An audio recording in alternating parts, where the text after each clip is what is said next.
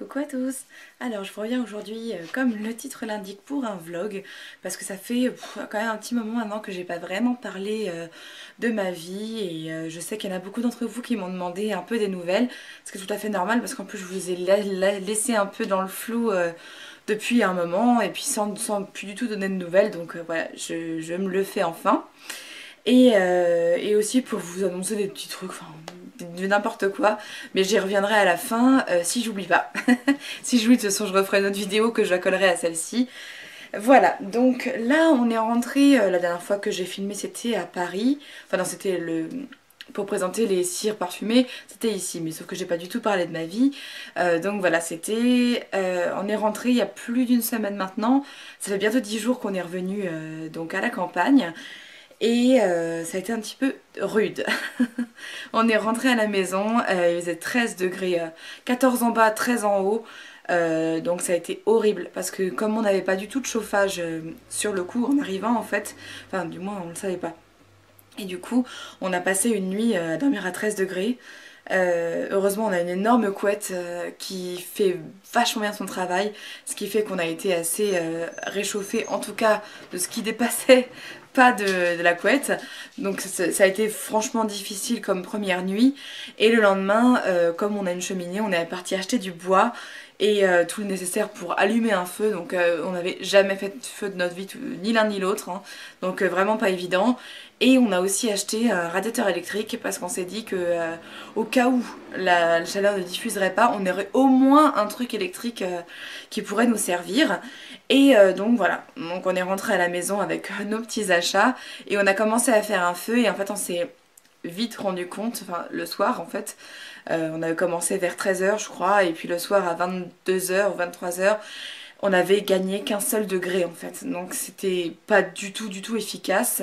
Et on a cherché sur internet, j'ai eu pas mal de conseils de gens sur Instagram, merci les filles si jamais vous vous reconnaissez. En fait il a été très mal monté, l'insert dans la cheminée existante, ce qui fait qu'en fait la cheminée ne chauffe pas, donc il faut qu'on a trouvé autre chose pour chauffer la maison. Parce que donc la cheminée elle est bien jolie et tout ça, mais elle fait pas du tout son job de chauffage, donc ça sert à rien. On a acheté tout ça pour rien en fait. Alors heureusement ça nous a pas, coûte pas très cher, on n'avait pas investi dans énormément de bois, mais bon quand même. Du coup bah on le fait pour se faire plaisir parce que c'est joli le feu, mais c'est tout quoi. Donc un petit peu dégoûté. Sinon du coup on a dans la chambre on a le radiateur électrique. Donc ça c'est pas mal parce qu'en fait on l'allume 2 heures avant de se coucher, ça nous remet à peu près à 18-19 et puis après on éteint pour la nuit. Donc rien à voir avec ce qu'on avait avant, parce qu'avant on avait, quand on habitait à Courbevoie, il faisait 24 dans la maison, tout le temps, tout le temps, tout le temps. C'était pas, c'était du chauffage collectif, donc on avait le chauffage d'office allumé. On disait que l'hiver commençait et puis éteint quand l'été reprenait, et enfin le beau temps du moins. Pardon. Et du coup, on n'était vraiment pas habitué à avoir moins de 20. Et maintenant, quand on a 18-19, bah pour nous c'est génial quoi. Donc au moins ça nous a permis de revenir un petit peu les pieds sur terre. Parce que c'est vrai qu'on avait complètement perdu la notion de... On avait tout le temps froid chez les gens nous. Parce que chez nous il faisait 23-24. Et du coup, bah, c'est vrai que quand on arrive chez quelqu'un et qu'il fait 20, la différence est nette en fait. Mais même quand on sortait de chez nous, on trouvait toujours qu'il faisait super froid dehors parce qu'il faisait trop chaud chez nous. Mais bon, c'était indépendant de notre volonté, on pouvait pas régler ça. Enfin bref, je vous raconte toute ma life. Et en fait, on s'est rendu compte qu'il y avait un radiateur mural en fait en bas dans la pièce du bas. Et on pensait en fait qu'il marchait pas, qu'il était là parce que la maison est vieille, hein, vachement vieille comme vous pouvez le voir. Et du coup, on se disait que s'il y avait une cheminée, les gens utilisaient la cheminée, et c'est vrai que le radiateur fait tellement vieillot on n'avait même pas pensé à l'allumer en fait. Et puis du coup, on l'a allumé mais juste avant de se coucher en fait, le premier soir, et on s'est rendu compte que on avait gagné 1,5 degré en 1 heure ou un truc comme ça. Du coup on s'est dit bah ça marche. Et effectivement le lendemain on l'a rallumé et on a même jusqu'à 21 parfois dans la pièce du bas. Donc voilà, on n'a plus de problème de chauffage heureusement. Mais c'est vraiment dommage par contre pour la cheminée, parce que enfin, c'était cool quand même d'habiter à la campagne et d'avoir une cheminée pour se chauffer, mais bon malheureusement ça marche pas, donc tant pis. Voilà, sinon je vais vous parler un petit peu de ma grossesse parce que bah, c'est vrai que ça fait très très longtemps maintenant que j'en ai pas parlé. Je sais que c'est pas votre sujet préféré pour beaucoup d'entre vous, mais il faut quand même que j'en parle un peu. Maintenant que je l'ai annoncé, c'est un peu dégueulasse de laisser celle que ça intéresse dans le flou. Donc, qu'est-ce qui s'est passé? Beaucoup de choses depuis la dernière fois. Donc, quand j'ai fait le tag, je crois que j'étais à 13 semaines. Aujourd'hui, je suis à 20 semaines. Donc c'est bien, ça avance, ça suit son cours. Ça fait quelques jours que je sens mon bébé vraiment bouger dans le ventre. Donc ça c'est génial. C'était vraiment tout ce que j'attendais pour me mettre à fond dans cette grossesse et ne plus penser que du négatif et avoir enfin un peu de positif. Donc ça c'est super. Après bon c'est sûr que je suis un petit peu toujours angoissée à me dire elle a pas bougé depuis tant d'heures ou alors ce matin je l'ai pas senti bouger. D'ailleurs aujourd'hui je ne l'ai pas encore senti bouger de la journée et bah j'arrête pas de me toucher le ventre de me dire pourquoi elle bouge pas, pourquoi elle bouge pas. Elle oui, parce que c'est une fille. Je l'avais annoncé sur Instagram, donc je pense que beaucoup aussi d'entre vous le savent. Mais voilà, du coup, je l'avais pas dit sur ma chaîne. On a appris que c'était une fille le 30 octobre dernier. Donc ça va bientôt faire un mois qu'on sait que c'est une fille. Et voilà, donc j'étais bien persuadée que c'était un garçon. Tous les tests disaient que c'était un garçon, mais non, c'est une fille. Donc, ben, vous imaginez à quel point je suis heureuse.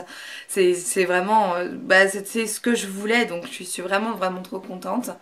Mais bon, de toute façon, j'ai dit, hein, je l'aurais été. Et même si j'accouche et qu'on me dit, en fait, c'est un garçon, je serais évidemment chamboulée, comme vous pouvez l'imaginer.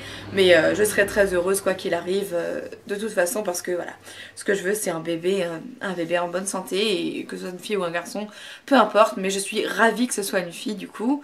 Et bah, du coup, on a trouvé le prénom, le premier, le deuxième et le troisième prénom de notre fille. Donc c'est cool. On a plus vraiment à chercher maintenant. Et pour répondre à la question de pas mal de personnes, on n'a pas encore commencé les achats. Parce que déjà on n'a pas trop d'argent à l'arrivée de Noël. Je préférais faire des cadeaux de Noël aux gens plutôt que d'acheter des trucs pour un bébé qui n'est pas encore prêt d'être là. On a encore 4 mois et demi devant nous, donc 4 mois, ouais, 4 mois et demi.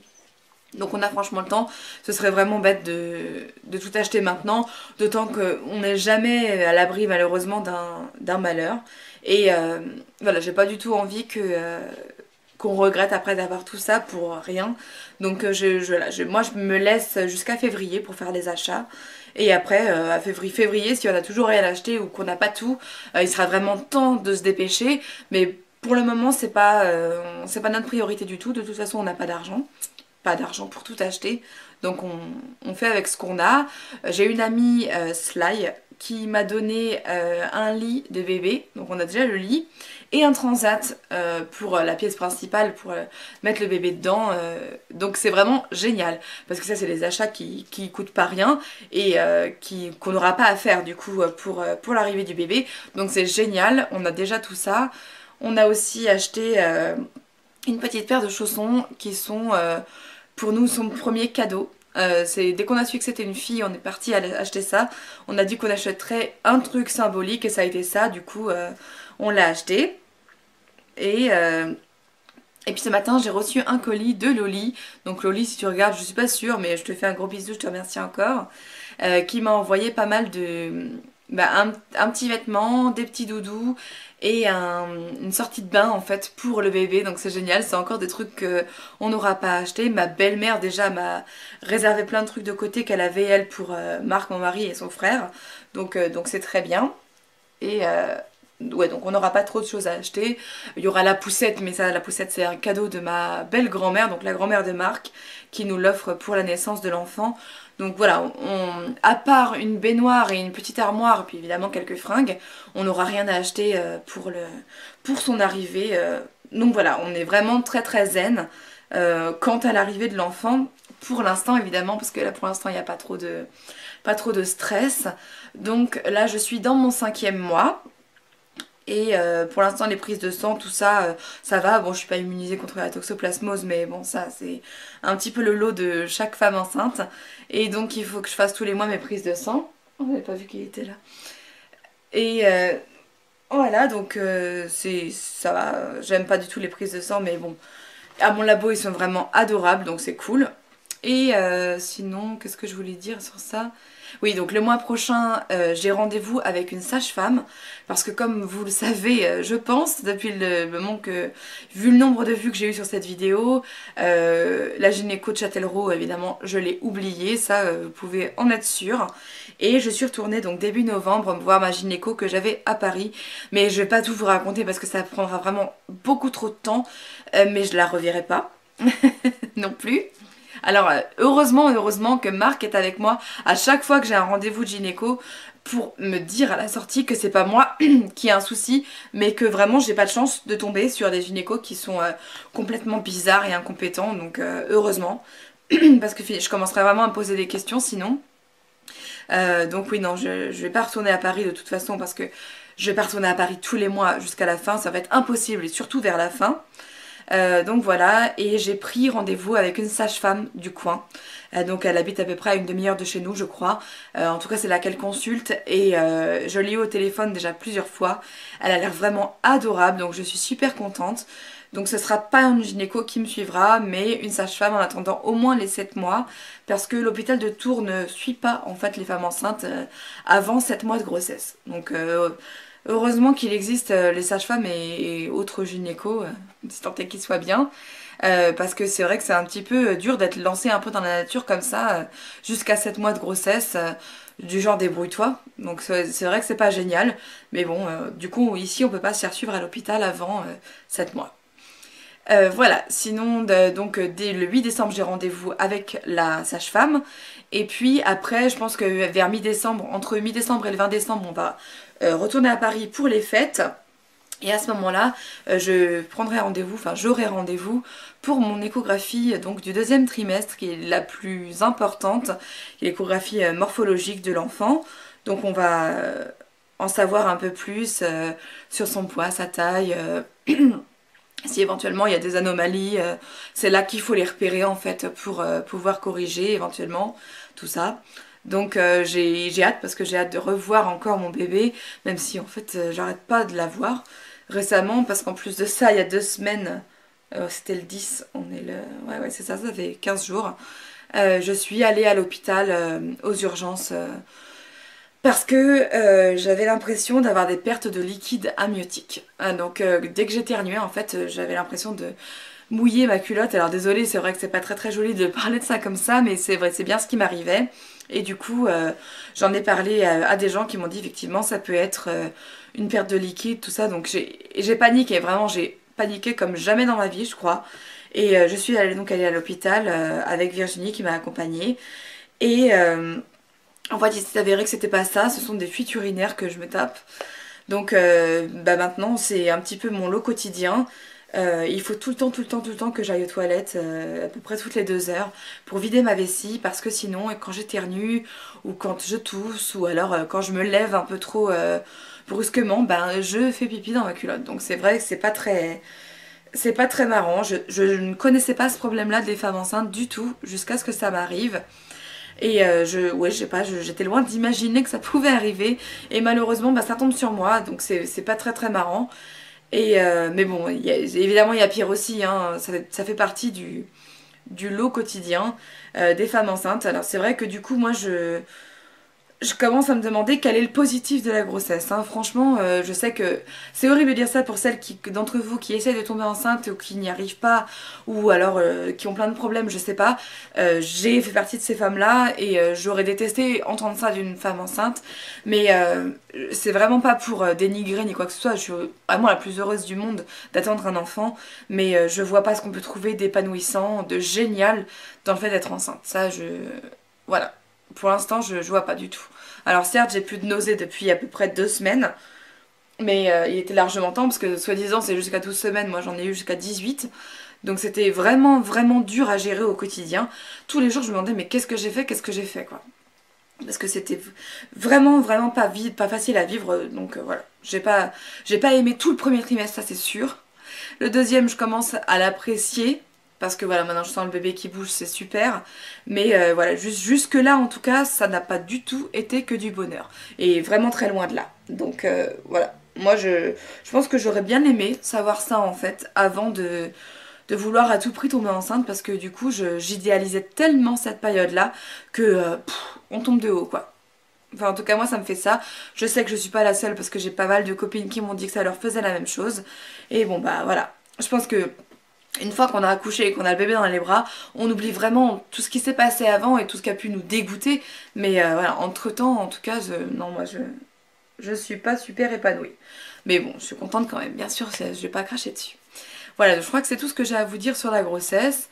Voilà, si vous avez des questions, bien sûr, posez-les. Et puis, sinon, donc oui, on va passer les fêtes. Ensuite, on va partir donc d'ici à peu près 3 semaines, je pense. On va retourner à Paris donc pour fêter les fêtes en famille. Et, euh, et du coup, j'ai décidé que voilà, c'est ça que j'avais à vous annoncer et je vais le faire avant que la vidéo ne termine. À partir du 1er décembre et jusqu'au 1er janvier, je vais vous faire un challenge donc d'un mois. Donc ce sera pas 30 jours, je pense que ça sera du coup 31. Voilà, ça fait un moment que j'y repensais et Marc me disait tu devrais faire ton challenge parce que c'est vrai que du coup déjà ça me donne un but le matin parce que c'est vrai que là avec la grisaille là qu'on a, les journées sont horribles. Je suis devant ma fenêtre, là je regarde, c'est horrible. Et puis on n'a pas grand chose à faire parce qu'en plus de ça, comme on n'a pas trop d'argent, on évite de sortir, on fait pas les magasins, tout ça. Donc bon, c'est vrai qu'on a un petit peu une routine qui s'installe. Alors certes, c'est un rythme de vie qui est génial parce qu'on n'est pas débordé, on a vraiment le temps de faire ce qu'on veut et tout ça. Mais bon, c'est vrai que c'est pas non plus évident parce que on s'ennuie un petit peu. Voilà. Mais bon, sinon tout va très bien, je veux dire, c'est cool. Mais avoir un challenge voilà, de vidéos à faire tous les jours, je trouve ça sympa. Donc j'éviterai dans la mesure du possible de tourner plusieurs vidéos par jour. Parce que moi j'aime bien quand les tenues et tout ça sont différentes. J'adore regarder sur les chaînes ça en fait. Quand je vois qu'il y a 5 ou 6 vidéos de suite qui sont avec la même tenue, je trouve que enfin pour moi en tout cas je le vivrais comme quelque chose de bâclé, surtout dans le cadre d'un challenge parce que le challenge pour moi, au contraire le plus gros challenge c'est de faire ça au jour le jour et de s'y tenir. Donc voilà, pour moi c'est ça le plus important. Et puis là comme Wendy s'était relancée dedans, je me suis dit allez tiens je vais le faire aussi. Mais bon ce sera pas sur la même période du tout mais tant pis. Voilà, j'espère que du coup vous serez nombreux à me suivre. J'ai vu qu'on était bientôt 3000 sur Instagram, bientôt 4000 sur ma chaîne. Donc je suis super contente. Je pense que pour les 3000 d'Instagram et les 4000 de ma chaîne, je ferai un concours où il y aura une gagnante. En plus, je pense que, enfin, en tout cas pour Instagram, ça devrait tomber aux alentours des fêtes de Noël. Enfin, si tout va bien. Pardon. Oh, décidément. Mes vidéos ne sont faites que d'euros. Voilà, donc bah, voilà, j'organiserai des concours parce que ça me fait super plaisir et je vois que ça avance. Je crois que c'est un petit peu le but quand on démarre une chaîne et qu'on voit que ça a du succès plus ou moins. Ça n'a rien à voir avec les grandes youtubeuses, mais même ça fait quand même vachement plaisir de savoir qu'on est suivi et ça donne envie surtout de récompenser la fidélité des gens. Voilà, donc je vous embrasse très très fort, j'espère que tout va bien pour vous. Et puis bah du coup, je pense que je ferai pas de vidéo avant le 1er décembre, mais bon c'est que dans 4 jours je crois. Allez, gros bisous à tous.